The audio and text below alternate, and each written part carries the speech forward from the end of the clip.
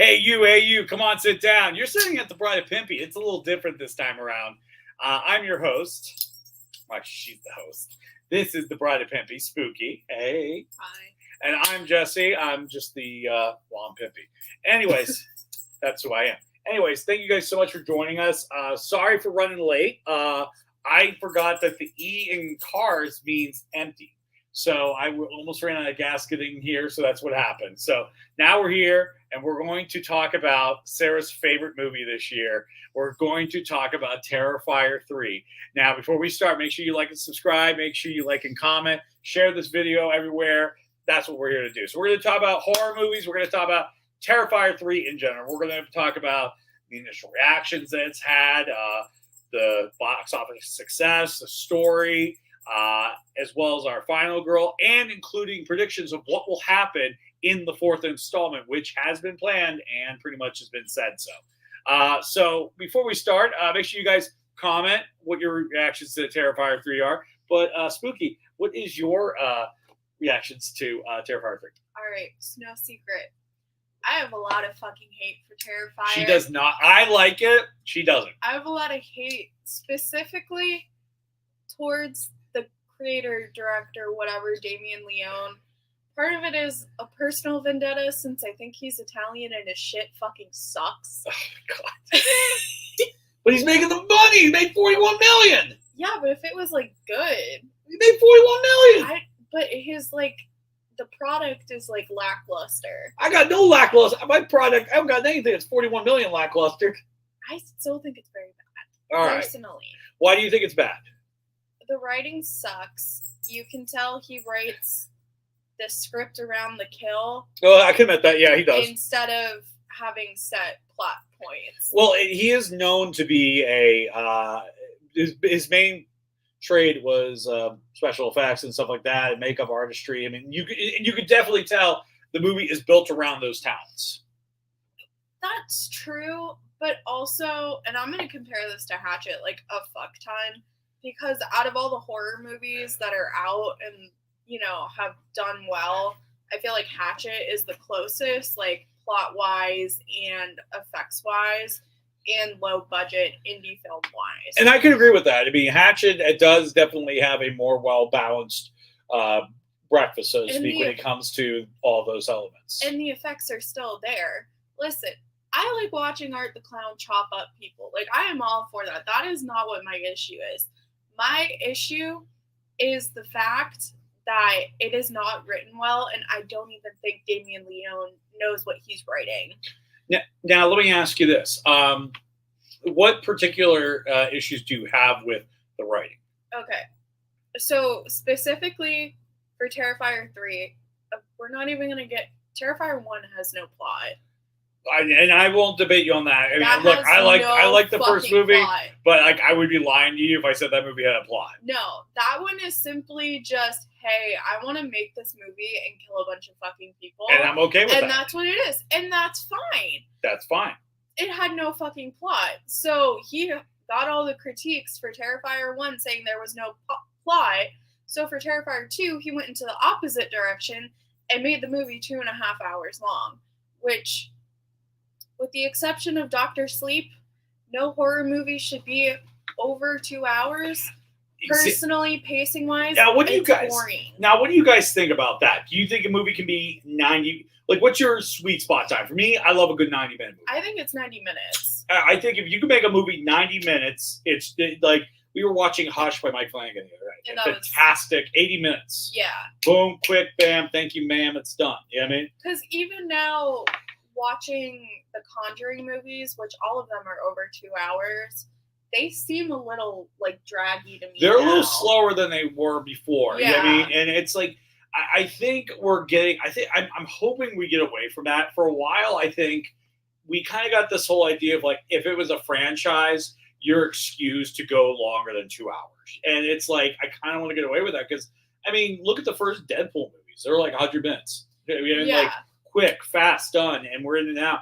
And your viewers are probably walking away with, man, I kind of wish there was more. Good. That's how you were able to get a sequel. But if you have everybody who's saturated, they want to watch another one. So if you look at the 2010 horror trends, that's when they were going away from torture porn to more of the elevated horror, and I think that's why there was some movies like The Conjuring and Insidious that were just long. But Terrifier 2 is 2.5 hours, and it's the same issue. He made this movie around the kills he wanted to do and wrote around it. So that is why the pacing in that one is just off. And the story is not fully developed because you kind of get this whole thing that either they were hinting at the final girl, Sienna, that her dad was like Art the Clown and had like like he had the brain tumor that made him go nuts. Yeah, and it's him really reincarnated. They were hinting that he was either Art or he was like predicting Art, like he somehow knew Art was coming. Yeah. And therefore, Sienna then by default becomes the chosen one. But then it's like, wait, does that mean she was the chosen one by default because he foreseen it, or because he made her that, or because there's this divine element of God? Because this is, I mean, let's not joke around. The Terrifier is about the God versus the devil. It is. You're talking about the 9 circles of hell. You're talking about evil incarnate. You're talking about angels, warriors, all stuff. This is angels and demons we're talking about. It's angels and demons, but it is not fleshed out. And the thing is, when you're looking at a horror trilogy, that first movie, because I'm not even going to count Terrifier 1 as part of this trilogy because it's not. Especially now that they're making a 4th one, so it is kind of set up and its own. That's interesting trilogy. How you view that. That's kind of interesting. I view it as like a prequel. Terrifier does feel like kind of like a prelude. Yeah. Yeah, I agree with that. Yeah. So when you're looking at... I think I might make the movie better, actually. No, it does not for me. And so when you're looking at a horror trilogy, the first movie can leave a lot of shit unanswered. Like, in Halloween, we don't know why the fuck Michael is going after Jamie Lee Curtis. We just don't know, and that's okay. The thing is, when you get to the second one, you gotta explain some shit. My biggest beef with Terrifier 3 is they didn't explain everything, but then they expected the audience to know. That's the one issue I did have with Terrifier 3 is that they do a lot of like, hey, we want you to figure out what's going on. And that was okay in the second movie when the main characters were trying to figure it out with us. Yeah. But when everybody in the movie knows what's going on and the audience doesn't, it makes you feel lost, like you did something wrong. Yeah. Now let's real quick. Let's I guess maybe give a kind of quick little franchise recap just to show how we're here, how we get to the third movie. Okay. So we could start in All Hallows Eve, which was which was like the first appearance. The first appearance. Which do you remember what that art looked like? No, it was completely different. It is. I watched a clip of it today, just preparing the show. The Art the Clown in the original did not look like Art the Clown. I'm going to look him up while you continue for everything from All Hallows Eve. So All Hallows Eve is just an anthology of just random gross shit happening that Damien Leone did. You don't need to watch it if you want to watch Terrifier personally. Oh my god. Personally, I believe that was Damien Leone at the time because they didn't get the guy until they didn't get the first Terrifier. Yeah, hold on, let me pull up. So this is what the Terrifier looked like before the Terrifier movies, and people might think this is a joke, but I promise you, I'm not joking around. This is exactly what he looked like. So this is the art from the short film All Hallows Eve. After that came out, I guess a lot of people were like, oh, art's fucking cool or art's fucking creepy. I really don't know, and I really don't fucking care, to be honest. So then there was a Terrifier short film. I've seen the short film once. Yep. I don't remember it because I think it was just really fucking boring.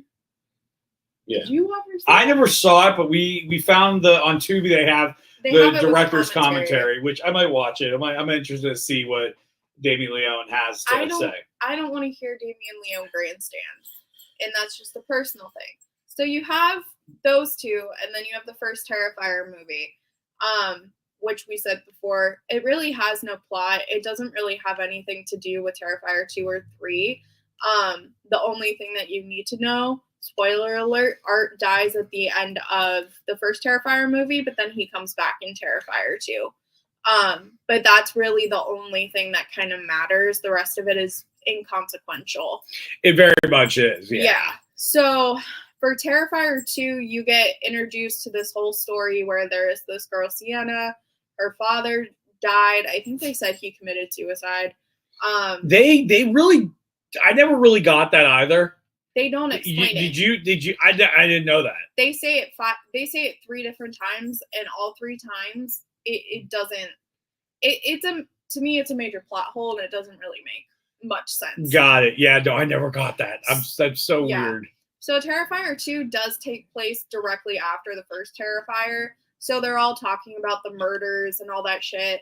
And Sienna kind of gets marked by Art, and he starts like killing her friends and shit like that. And then she battles Art at the end of Terrifier 2, kills him. I'm pretty sure she decapitates him. Decapitates him straight up. It's a straight up decapitation.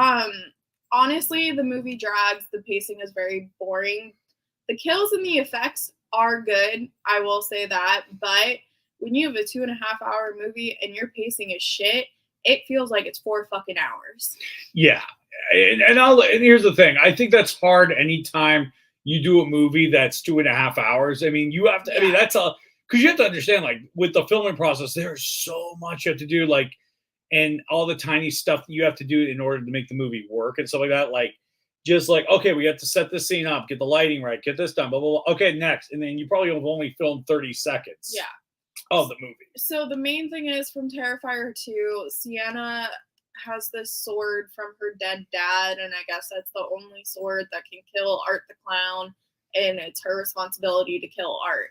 And she kills him. You do need to watch the post-credit scene in Terrifier 2. Which you can't watch now because you hate it. It is very disgusting. I will say it is the most disgusting thing I've seen in a while. And then it goes into Terrifier 3. Terrifier 3 picks up right after 2. Art, who was decapitated, but then his head was rebirthed. Which I love that it had to be rebirthed. I feel like there was another way around it. Nope, there wasn't. I really feel like there could have been another way around it. It had to come out that way. The post-credit scene of Terrifier 2 is a woman in an insane asylum rebirthing Art. Not just any woman. Actually, his first victim from the first movie. Yeah, it's the survivor. Victoria Hayes. Yeah.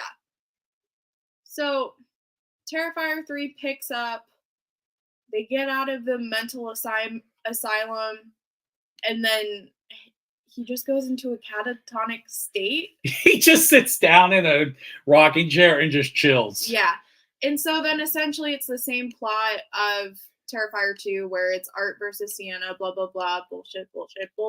But it happens in the vacuum of Christmas. So we're going to break it down to just some irritating shit and overpromised shit by Damien Leone, because it is important because of the way this man talked up this movie. I will admit, like, as much as I like Damien Leone, there is some stuff he talked up. This is what Art the Clown looks like now. Yeah.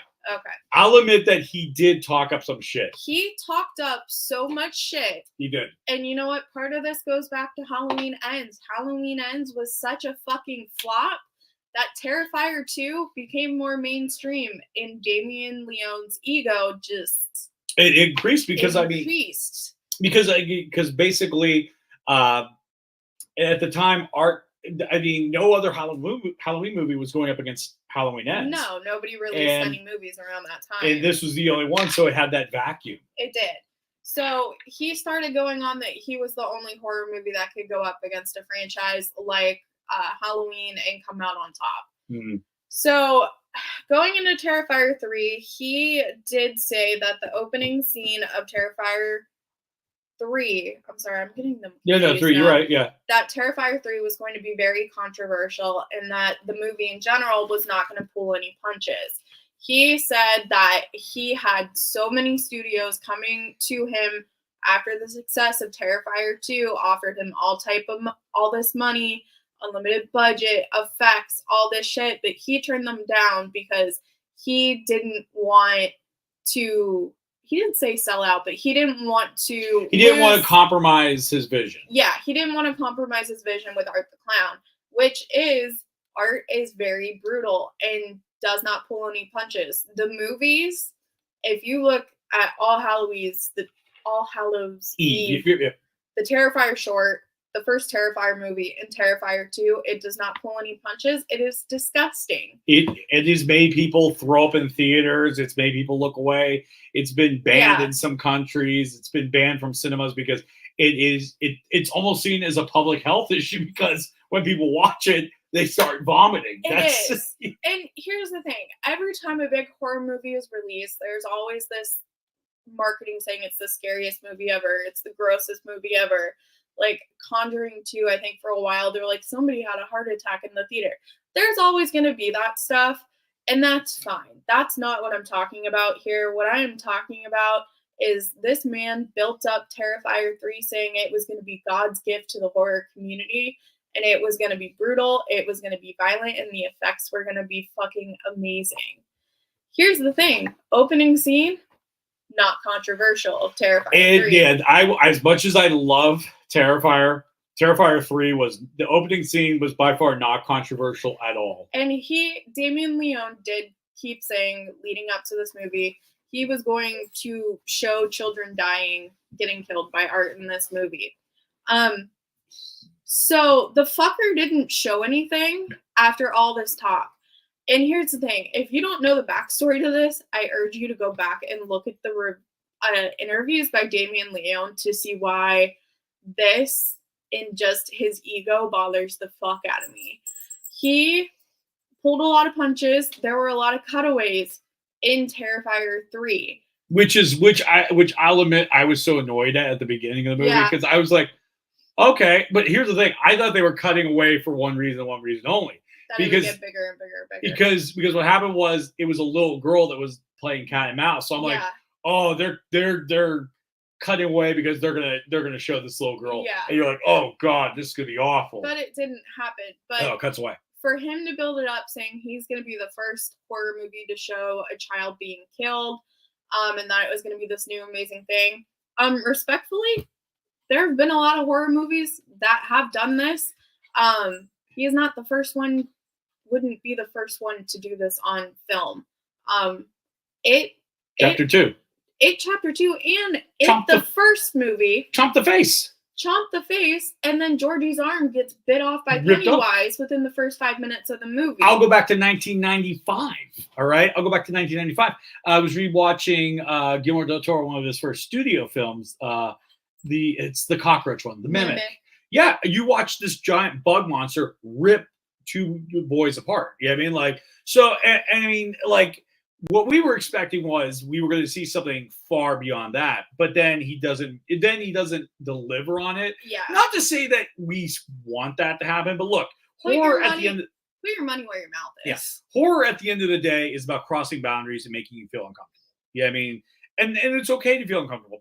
Some people don't like feeling uncomfortable. That's okay. That's fine. You then don't watch this movie. Yeah. The reason why people like feeling uncomfortable is because, and it's good that you feel uncomfortable when you watch this movie. It's good because it means you're a sane human being. If you're watching this movie totally numb to this stuff, then, I don't want to be near you. You know what I mean? Like, this is supposed to be kind of a litmus test of like, hey, is this awful? Okay, good. You think it's awful? Great. Then you're normal, Yeah. So the issue is Damien Leone talked up this movie a whole bunch, did not deliver. And the thing is, when you're sitting in Terrifier 3 and you're watching everything, you can kind of see that he sold out. He decided to go the big budget route. So that means the gore was not there. I will say the second movie I found to be more gorier. The second movie I did find to be worse. I think it's because they couldn't top the bedroom scene. No, you can't top that. Bedroom scene is in the second movie is excruciating. Yeah. And agonizing. They were trying to top the bedroom scene with the shower scene. And they almost, there was some stuff I felt like it, Yeah. So essentially what you will see if you see Terrifier 3 It is not as gory as everybody's hyping it up. I would be shocked if people were vomiting during this movie. I was eating cookies. Yeah, at one point, like I was like, you know what, I'm okay. I remember I was eating before the movie, and then I watched. I'm like, all right, I got this. I just started eating cookies in the middle of it. Everybody was looking at me. Maybe I am the psychopath. No, there was so we saw a very early showing of it. There was this guy like in full Art the Clown t-shirt and stuff with his wife, girlfriend, or whatever, and we heard them in line like at the concessions, and they were like, oh yeah, I don't want to get food, it might get too gross, so they go into the movie theater.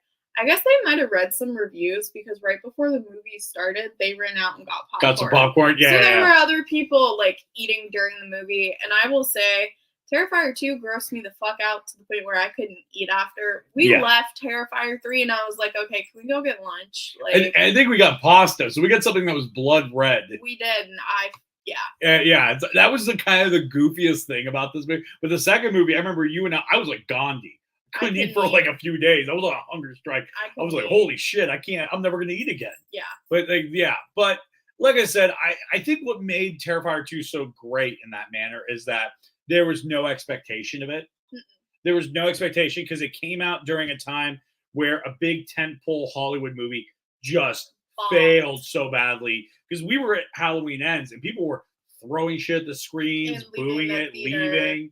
People don't understand how viscerally angry people were at that movie. Yeah. So that's why, which good for Damien Leone. There was a vacuum. It gave him an opportunity as an indie director. I'm happy for him. I think it's awesome. I like his movies. I think it did give him it kind of made Terrifier 3 kind of the de facto second movie. It did. In a weird way, because I was kind of interesting how you kind of put it, like this new trilogy, which 2, 3, 4 feel like a trilogy in itself. You know what I mean? Which I do agree with that statement. Because they tell it is a story of good and evil and all that stuff. And the first movie is very much like, But here's the thing with the whole good and evil bullshit, and this is my major issue with Terrifier 3. And we'll give some context about Terrifier 3. So the main plot of Terrifier 3 takes place, I think, like 5 years later. So the main final girl, Sienna, pretty much everybody she knew was murdered by Art the Clown in Terrifier 2, except her little brother. So her and her little brother survived.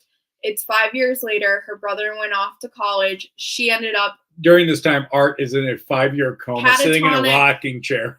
He's sitting there smiling like this, not even moving. Like when they go back to him, like 5 years later, he has like cobwebs and shit on him. So anyways, Sienna's brother goes to college. She ends up having some severe mental health issues, as one would if you were terrorized by a fucking demonic clown. So at the start of the movie, she is just leaving the mental health facility that she was at. And of course, when she leaves the facility, Art starts resurfacing. She's saying, hey, Art is back. We should all freak the fuck out. And her whole family is like, nah, you're crazy. Dude, they gaslighted her so badly. They did. I felt bad. Like, and they were like, even you wanted to like the uncle, but then the uncle started doing this whole like, see, I told you. You're like, shit. So essentially what the movie doesn't explain, but you kind of get from bits and pieces, we think, once again, not fully explain major beef with this movie. We think that Art is like sent by the devil? Evil incarnate. And there is a chosen one who will kill Art. Somehow Sienna is the chosen one to kill Art the Clown. It's not fully developed. That is as little the information that we are giving you right now is the information they give in the movie. It is not fully developed. I'm hoping in the fourth movie this movie kind of gave us more than the second movie, but I need more. It did not give us more. No, it gave us more as we saw the father actually conversating about the character. Yeah.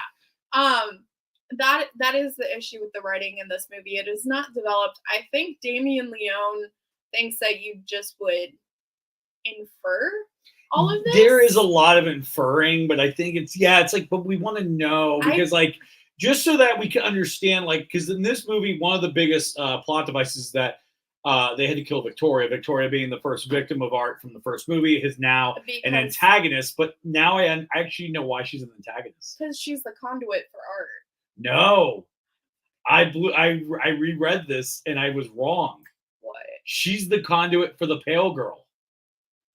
But here's the thing: if you have to read up on the plot, I know. I didn't say it was good. I just said that's what it is. If you have to read the plot synopsis, because I didn't get any of that. I didn't get that either. I had to read it later on.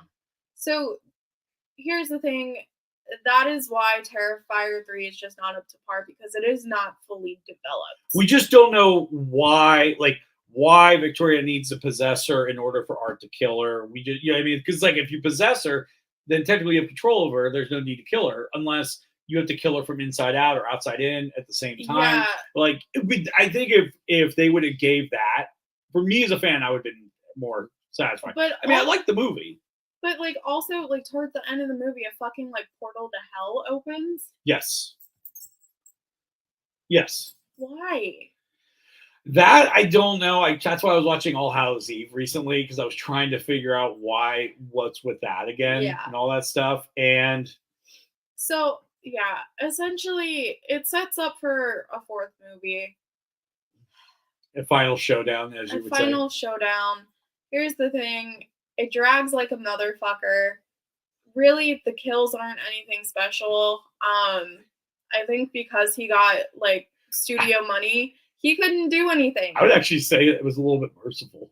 It was. You want to know why? Because like I'll tell you why it's merciful in my opinion. Okay, the guy that gets nitrogen to the face, he's still alive. He's in pain. He leaves him. Oh yeah, he does. I'm like writing like, oh, so he's gonna smash his head, then just leaves. I'm like, all right. So I guess there's a chance he could be alive still. I feel like he wouldn't want to do that because Jason X did that. Yeah, that could have been it. Yeah, because they did that. But like, there was just sometimes I was just like, oh, that person's maimed. Like, you know what I mean? Like, not to say that he left a lot of people alive. He left a lot of people just maimed at some points. I'm like, no, go back and finish him. Go, go get him. So Art himself is super campy in this movie. Oh, I love Art in this though. Which I did like. I liked him more in this movie than I did in Terrifier 2. He was joyfully fun in this. So we saw him too much. I will admit, that's I think too much. I think that's the downside to having a good slasher. It's like you want a lot of him, but you don't want too much. Even Beetlejuice was very smart in keeping Michael Keaton in the same runtime as in the original movie. Tim Burton doesn't have the ego of Damien Leone. Damien Leone thinks he is God's gift to horror. Yes. And the man is not. And how I'm going to further prove this is if anybody has seen Hatchet, the gore is the same level. Honestly, I would think all of the Hatchets are gorier than Terrifier 3. At least Victor Crowley. I agree with that. I think Terrifier 2 is gorier than all of them because of the bedroom scene. But the bedroom scene, Terrifier 3. No, you're right. I agree with you. I would say Hatchet 3 or 2 at the very least are gorier. Victor Crowley is. Victor Crowley is, yeah. Like, and it's just because look, that bedroom scene that Damien Leone did. I mean, it's a masterpiece when it comes to horror. It is because it is. You'll why it's so good because it's overkill. It is overkill. It is ridiculously overkill. Like there's 9 times where you're like, okay, she's dead. Like okay, and then he comes back and does something more and like revives her, and then we're like, oh, she's dead now. And then he does something, make her in pain, brings her back to life. I'm like, oh my God, just let this girl die. Yeah, Terrifier 2, the way I would kind of like talk about Terrifier 2 and Terrifier 3, Terrifier 2 kind of captures the essence of what the franchise should be. Terrifier 3 is just kind of like, okay. But I think one thing that Terrifier 3 does so well, in my opinion, is fleshing out Sienna. Because the girl carries it on her shoulders. She carries it, but the thing is, she's not that fleshed out either. I mean, I haven't even fleshed out. I should say, like, the actress is so damn good that there's a lot of character development in her acting. Yeah. But I know there could be more in the writing. I agree with that. Yeah. There could be way more in the writing. She has very little to work with. She is, yeah. And listen, I'm not asking for Terrifier 3 to be elevated horror. Everything is explained to death, or it's fucking like an Ari Aster movie. I'm not asking for that. I don't want that. That's not what a slasher is. What I'm asking for is just a developed plot, and not something that is so centered around the kills that it affects the entire pacing of the movie. And that is what I think is the downfall of Terrifier 2 and 3, is the pacing is so off because he wants to do all of this cool, like, kills and shit, but he's not focusing on what is actually happening within the plot of the movie and how it would affect the characters. Yeah. I mean, the thing about Sienna, it's like, I enjoyed, like, the thing about the woman's acting is that she is very good at playing very vulnerable and very just but yet also being a warrior, which is a hard balance. Like, to be a final girl, because, like, a good final girl, in my opinion, can be both fierce and vulnerable. And she knows how to be both, because there's sometimes you'll watch a movie and you're like, too fierce, not enough vulnerability, so I can't relate to your character. Yeah. And then there's times where you're like, too vulnerable. I don't believe you can make it out on top here. Yeah. And that's not to say that there's anything wrong with the actress. I mean, that could be the writing. That could be a lot of things. And I think it's the writing. I don't know necessarily if editing has a big impact on, like, all of the plot holes and shit, because I truly believe Damien Leone did not fully develop this plot. And I think he just watched a bunch of slasher movies and he was like, oh, well, people like this from Halloween and people like this from Friday the 13th and people like... He is definitely paying homage. But I don't think it's paying homage. I think it's ripping for the sake of not having to do the actual work. How so? Like, what's an example from the movie? Just so that viewers and myself can okay. Okay. So I'm trying to think of how to word it. While you think about how to word it, I'll let me just say my 2 cents and then just so you can rattle it. Because anyways, but yeah, like I said, I Sienna's character, like I said, she is a tragic character because, like, she's just kind of like this John McClane of horror, in my opinion. Like, she's a badass. She could fight. Yeah. She could be a warrior when she needs to be, and, like, because in this movie, I kind of like that she was like she didn't have to work up her fight. Like, as soon as she got out of that chair, it was fight night. Like, the first time we see her in art, you know, it's kind of a lot like how Laurie is in Halloween, where, you know, she's on the run a little bit and then she's getting her fight going. But, like, this one was like Laurie in 2018, where she takes the fight to Michael. Yeah, no, I wouldn't necessarily say that, because Laurie taking the fight to Michael in 2018 was essentially a fluke. She didn't know Michael was gonna get out. That was just her failsafe. Yeah, but I mean, like, when worse comes to worse, but she didn't know Art was gonna come back. No, I feel like she did, the way they were talking, like in that chapel scene, that she knew Art was gonna come back and she would have to kill Art. Okay, but that's also the same way as saying that Laurie already knew that he was back the moment the cops told her. No, because here's the thing. I think Laurie, because when you get down to it, like, the first, like, 30 minutes of Halloween 2018, she's not going around with Laurie being like, oh, he's coming. She's just hyper vigilant because of PTSD. Yes. So there's a stark difference. Yes. She never thought that she would have to be the one to kill Michael. They kind of threw that in with Halloween Ends, but it was like a... Yeah. But, like, I mean, here's what I'm thinking. Like immediately I'm just saying there wasn't this build up to having to fight Michael when Michael is in Halloween 2018. Yeah. She is ready to go. She is ready and ripe to go. In this case, as soon as her restraints come off, as soon as Sienna's straight, she is ripe. And the first thing she does is she does a double shot.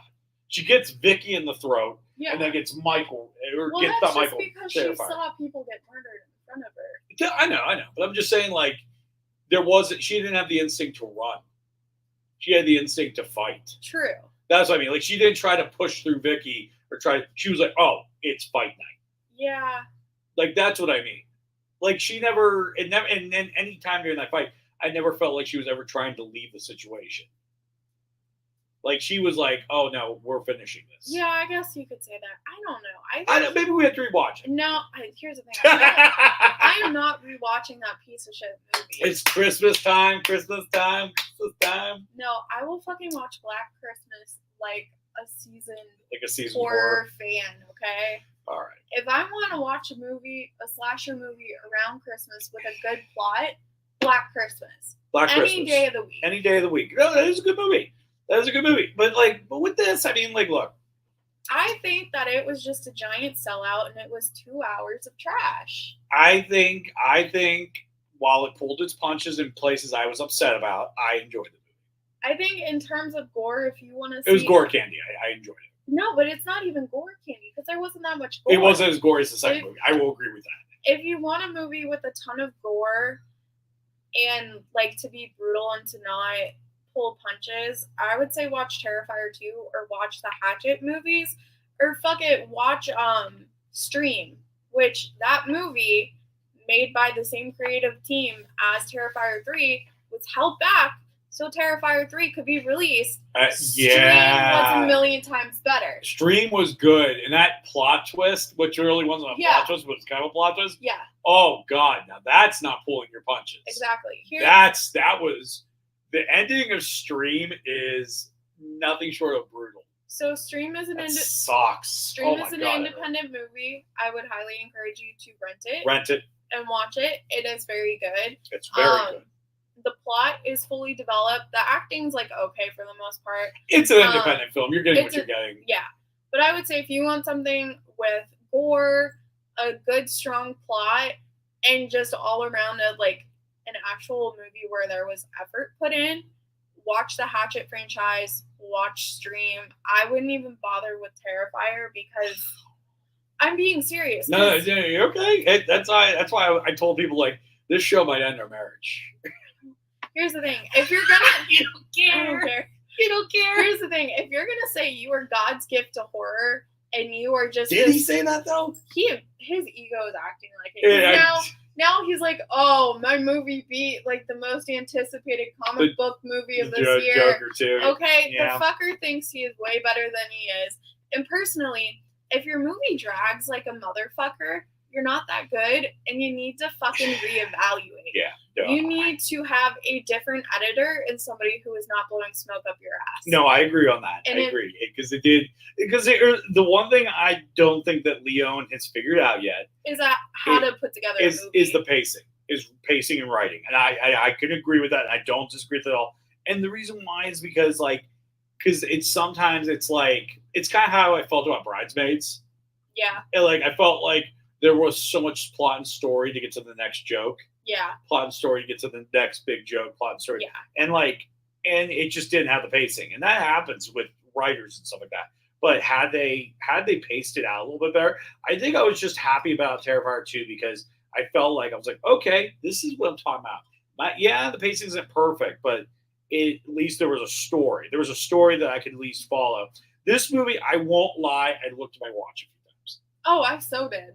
Because I was just kind of like, okay, not because it's bad, it's good. I liked it, but it's also, I just kind of wanted to get to the point where I'm like, okay, so this is done. So when are we going to, because I think they didn't block the story out enough to help you follow what was going to happen next. They don't block it at all. There's not a clear cut act 1. There's not a clear cut act 2. There's not a clear cut act 3. And they don't have that for Terrifier 2 either. Yeah. They don't have it, honestly, for any of the movies. Yeah.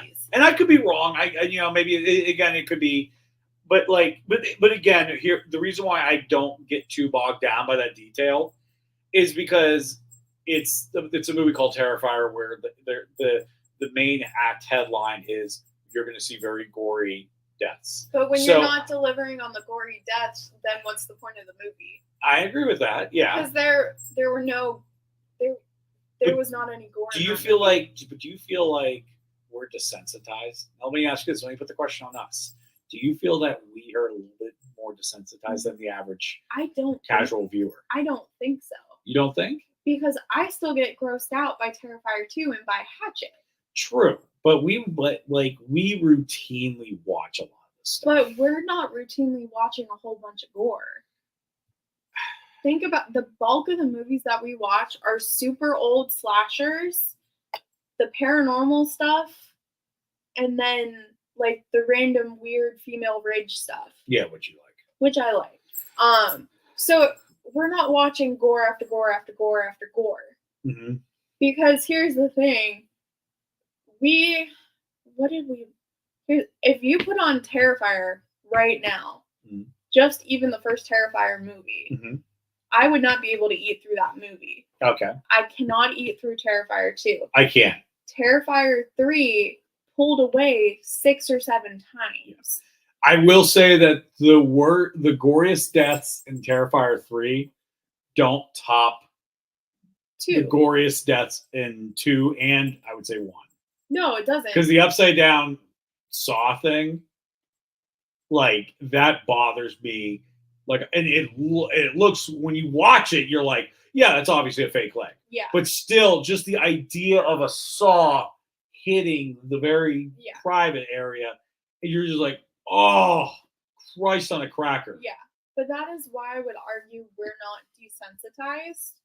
Because even though we do watch a lot of horror, we don't watch the real fucked up shit. What would be the real fucked up shit, in your opinion? Fucking Titanic. Okay, yeah, you're going down. Or there was another French horror film. Like, here's the thing. We don't, like, the goriest we get is Dario Argento. We don't even watch Fulci. We don't watch Fulci, you're right. Because Fulci is gross. Fulci just, like, it's because you know why? It reminds me of pus. I can't do pus. So, like, I don't like that Dr. Pimple Popper shit. I love that shit. If people who like Dr. Pimple Popper, you should be on a list. You need to be on a fucking list. I don't understand why or how. If you like Dr. Pimple Popper, you should not be able to fly on the same plane as me. Okay, I mean that. Back on track. Okay.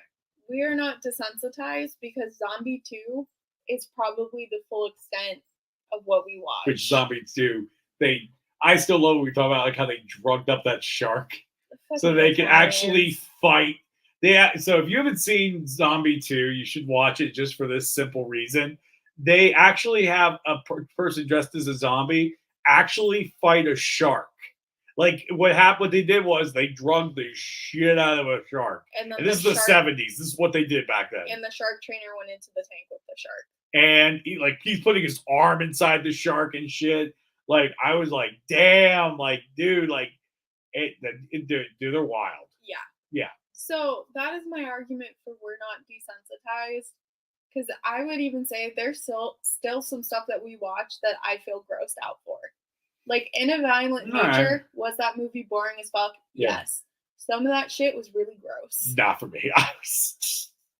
That movie was like, I kept joking around my brother. It's like that scene in Clerks 2 where Randolph, like, all that movie was about was the fucking walking. Yeah. I laughed hysterically. It's like, Alex send it, like, we send the Randall gift from Clerks 2. Like, here's the whole plot of In a Violent Nature. Just walk. Because at one point, like, I think at one point we were watching In a Violent Nature, and like he just sits because you're in the monster's POV, he starts staring. I thought the movie froze. I was like, wait, did the movie freeze? It was like Skinamarink. Yeah. It was like Skinamarink. It was like Skinamarink, but more dynamic. Anyways, back to Terrifier. The thing is, it was Skinamarink if the camera was on a Roomba. Sorry. Keep going. All right. Here's the thing. I would not be so critical of Terrifier 3 if Damien Leone didn't blow all this smoke. and say that this was going to be the best movie ever. It was going to be the goriest shit ever. That it was going to be so great, and it was going to blow away all the other horror movies that came out this season. And here's the thing, I'm not exaggerating with his interviews. He pretty much did say this and has been doing these types of interviews for the past fucking year. So he did. He cannot put his money where his mouth is, because the shit we saw was not what he was describing. It did not go as hard as I thought it was going to. No, it didn't go hard. He fucking sold out so he could get a bigger budget, which, yeah, I get it. You want a bigger budget, it would make filming easier, it would make all the effects look cooler and shit like that, and you could pay the actors and the crew more. I have no problem with that. What I have a problem is you're not being realistic with the product you are presenting. Yeah. No, I get that. And I agree with that. And like I said, there was times where, again, it pulled away. I even nudged you, and I even said, "What the fuck?" At one point, Yeah. I was like, "Let's see it. Let's fucking see it. I want to see some. I want to see some gore candy." You know what I mean? And the plot, I think, was worse in this movie than Terrifier 2. Like, in terms of plot, I feel like there wasn't a clear cut. No, there wasn't a clear cut. Like, I didn't know what Art wanted. No, he was just fucking around. Not that like Art needs to want anything, but I think here's the problem. Here's the problem. Before, I don't think Art needed to want anything, because in the first movie he kind of had that, like, he was just Michael Myers. He was just a killing machine. The second movie, he's just a killing machine, but then they start to give him purpose. Yeah. And in this next movie, they kind of made it like this inevitable good versus evil battle that needs to happen between the two of them. But there's no build. And I want that explanation. Yeah. Because they're trying to have their cake and eat it. They're like, we want to keep Art mysterious, but we want to flesh Art out. And it's like, you either do one or the other. You can't flesh out somebody who you want to be entirely an enigma that you cannot figure out, because one defeats the other and other. So it's like, so choose. That's the biggest thing. Choose. And I think we're gonna, because like I didn't feel freaked out by a mystery. I felt confused. I was like, okay, wait. Why does he need to kill her? Oh, wait. Why is Victoria so important? Oh, why does Victoria need to be possessed? Yeah. Like, I had so many questions at the end. At the end, I turned to you, because that one scene that they're in the chapel and the brother and the sister are like, "Oh, I figured this out all 5 years ago. Here it is." Yeah. And I'm like, "Let me see." At one point, I was like, "What the fuck did that note say?" I wanted to read that note so I could know what was going on. Yeah. Personally, I will not see Terrifier 4 unless somebody who I actually trust in their movie opinions. Not me. Not you. If they would say that it's good and the plot is actually better, because it's literally wasting 2 hours of my life. I would watch Hatchet any day over Terrifier. I just don't think Terrifier is good, and that's fine. Fucking Damien Leone's ego makes it even worse to watch. That's fine. Well, yeah. All right. So let's do this, and then we will wrap up. I agree with you, honey. What are your predictions for Terrifier 4? So last we see, a couple of the big things happen. Sienna kills Victoria. Art escapes. Gabby, who is pretty much her last family member, is pretty much falls to hell because of the hole that opened up. Because apparently now a portal to hell is just synonymous with Terrifier. Continue. Which, I mean, it kind of was with All Hallows Eve a little bit, so I'll give it. But we're not. It doesn't explain it, but I'm not giving it a pass. There's no explanation. I want an explanation. Anyways, so we're it seems like Sienna is in the wake of another massacre. Will people believe, or will people think she did it? We don't know. Will she be on the run because now, like, so essentially, I mean, like, she needs to actively try to save Gabby. I think essentially we're gonna have another Halloween Ends type situation where it's gonna be 2 hours. No, 2 hours of nonsense and bullshit and just fucking dragging. No, come on, you gotta have some faith in the fourth one. Have some faith. This will be the man's fifth movie with Art, and there is no definite. Have faith. There's no definitive plot. No. Have faith. I want fucking Hatchet 5. Have faith. What if the father's alive? I don't fucking the father care. faked his death? I don't care. But because it was all off screen. We never saw him actually kill I himself. don't care. We don't know. Yeah. So what if? Okay. So here are my thoughts. I think she's gonna be on the run. Yeah, I mean, she's gonna be wanted for these murders because everybody thinks she did it. Because there's no evidence of art anywhere. I don't think there's any evidence. No, because Victoria's body gets sucked into the portal too. Yeah. So there's nobody. Yeah. So because like you can only be a part of 2 massacres before everybody starts looking at you going, I just think it's going to be a whole bunch of bullshit. His ego is going to expand, and it's not going to have any impact. What if it picks up immediately and it's New Year's Eve? I don't care. Oh my god. All right. I don't. Give me Hatchet 5. I do want Hatchet 5. Give Adam Green funding, please. I know you want Hatchet. I do want Hatchet 5. Whoever is funding Damon Leone, just pivot. Pivot to Adam Green because I want it to Hatchet 5 and 6. He says he has a 5 and a 6 in his mind. Give the funding to him and then throw it towards the collected. Stop giving funding to bullshit directors who can't do shit. I would love a collected sequel so badly. But anyways, that's all the time we have tonight. Thank you guys so much for joining us. I appreciate you joining us here at the Bride of Pimpy. Tune in next week. It will be the 30th for that show. So we'll have some really Halloween spooky delights for you here at the Grown Ups Table, which is presenting Bride of Pimpy. So anyways, thank you so much. I'm Jesse. She's been spooky. You've been sitting at the Grown Ups Table. Have a wonderful night. Take care.